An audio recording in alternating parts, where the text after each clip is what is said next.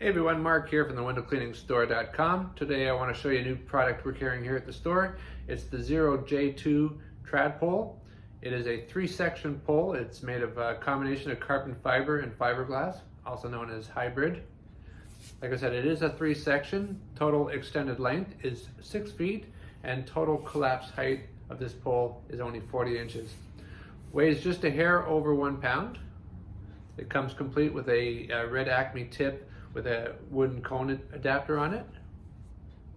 You can also have other options such as the Unger locking tip and the Ettore locking tip. Pole is great for working around tight areas, so working inside homes in tight areas or working around storefronts. This is a perfect companion pole, and you can drop sections on this.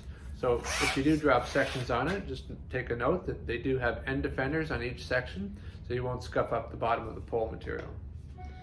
Anyway, check it out, thewindowcleaningstore.com, the Xero J2 pole. Thanks for watching. Bye for now.